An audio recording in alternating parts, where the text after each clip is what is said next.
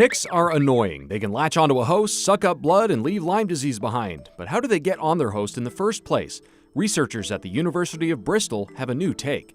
The project wasn't born out of a eureka moment, but out of friendship. Sam England deals with electrostatic. His friend and study co-author Katie is a veterinary parasitologist. It was kind of just a bit of a, well, you work on ticks, I work on this static electricity. How can we combine the two things together? A tick's main mission is to successfully latch onto a host and feed. Direct contact is common, but the team set out to find if near misses also applied here. The team used a bunch of charged materials like nylon and plastic for a baseline, then moved on to rabbit fur.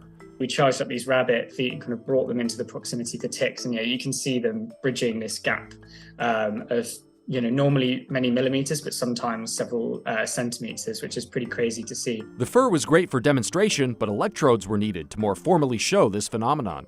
It was much better to use electrodes where we're applying voltages to them, because it means that we can have a really precise distance and a really precise charge on the electrode, which isn't just easily possible with the rabbit fur. To us, several millimeters is not much, but scaling it up, that's an impressive gap to clear. When you consider that the ticks themselves are only about a millimeter wide, if you were to kind of scale it up to the scale of a human, it's the equivalent of us, jumping up several flights of stairs in one go. They'd like to test smaller gaps, but if you did it with a smaller gap, the tick could bridge the distance between the electrode and the ground plate, and they would basically complete the circuit, and they would be electrocuted. Ticks are not actually capable of jumping, so every fraction of a millimeter counts when trying to reach that host. These findings may help develop new defenses against ticks, lice, fleas, mites, and others. Anti-static sprays, you can imagine applying these to your outdoor clothing if you know that you're going to a particularly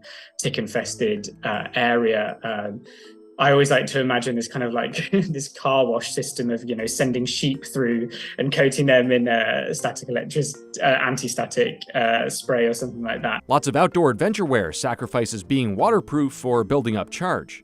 It's possible if you're wearing these kinds of materials that you're essentially, as you walk through, say, like long grass, you may be kind of vacuuming up a lot more ticks onto you than you otherwise would. Another fun discovery, most animals build up a charge walking through different things like grass or sand, much like we do rubbing a balloon against our head.